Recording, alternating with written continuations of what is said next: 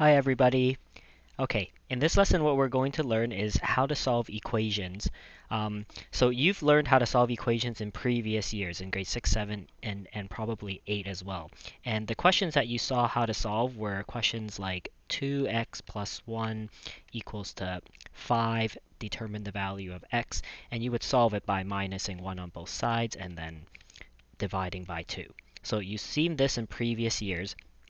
And the concepts that we're going to learn today are exactly the same concepts as you learned in previous years. What you'll notice is that the main difference between these questions and previous questions is now a lot of the questions will have fractions and decimals, and this ties in nicely with what we're learning earlier in the year with all those decimals and fractions. So we're going to be combining skills that we learned about fractions in addition to algebra skills that we've learned in the past. Okay, so let's get started. In this first question here, it says 2x equals to 3/4, and the idea is we're trying to solve for x. So how we do that is we move the 2 to the other side. And when we see this 2, we look at the operation. It says 2 times x. So the only way to get rid of a 2 times x is to divide the expression by 2. Now when I divide it on this side, I'm going to divide it on this side. So I can either write a line and write over 2, like this, but I don't really quite like the way that looks, since when I work with fractions I prefer to write it like this, which helps me a little bit more. So 2 and 2 cancel out. X equals 3 over 4 times 1 over 2, which then becomes 3 over 8. And there's my solution. Now, one of the nice things about this entire unit is that you can take your solution and check it. And how you would check it is you would substitute the value back into my original equation. So my original equation said this, and when I substitute 3/8 back in, oops, this should say 3/4. When I substitute 3/8 back in, it should give me 3/4. And in this case, it does. This simplifies down to 4, which then becomes 3 over 4, which is equal to the 3 over 4 on my right side. So we're happy with that. Okay, example number 2.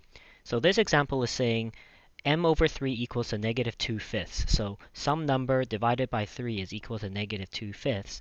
And what we want to notice is that this is asking some number divided by 3, and the operation is the important piece here. If it's divided by 3, so if it's m divided by 3, and our goal is to isolate the letter m, so if we want to isolate that, then the only way to do that is to multiply by 3 to both sides, because the operation of multiplication is the opposite of division. So if we do that to both sides, then we can work with the fraction. So when you have fractions, it's important to just write over 1. That way you won't make any mistakes. You can see that, 3 over 3 cancels each other off. Oops, this one should be a 5.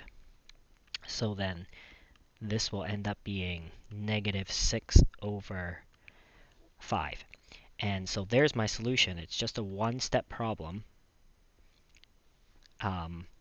And what I can do is I can then go to a free space and I can check. I can say, if m is 6 over 5, does that give me my solution? So does negative 6 over 5 over 3 give me 2/5? Well, let's see. Now, when you see a fraction like this, what you want to do is you want to change it to a division problem you understand. So this line right here is a division.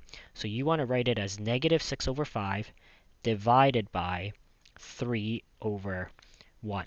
So 6 over 5, this line right here is your division. This is your 3.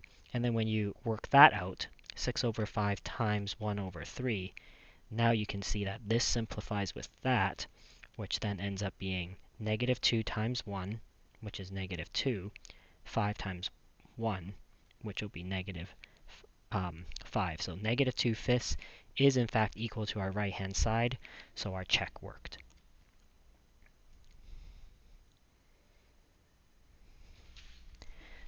All right, example number 3. This one says negative 2.5 times some number equals to negative 3.5.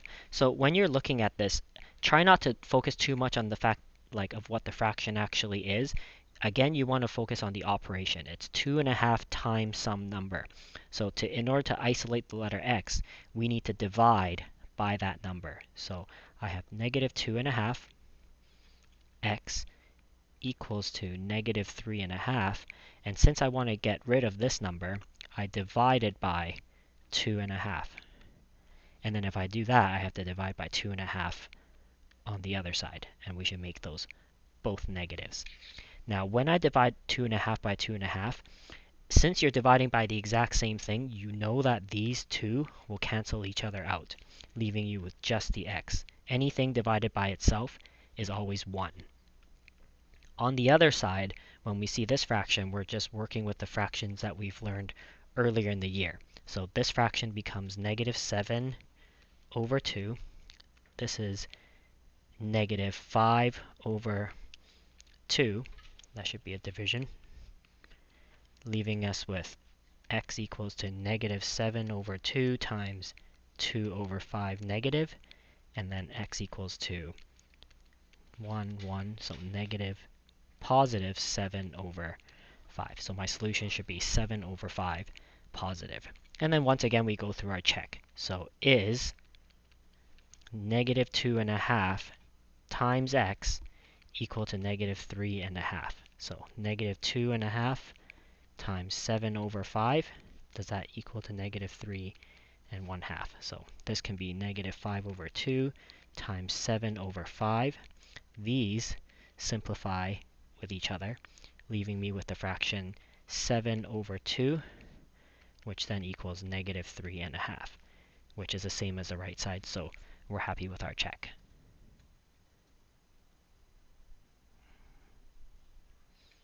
Okay, a quick application question. So we have a formula for speed where s is equal to d over t, and it's important to just be sure that, we understand s is the speed, d is the distance, and t is the time. So in this question, it says, if a horse can run at 13.4 meters per second, determine the time it would take for the horse to run 300.45 meters. Answer to the nearest tenth.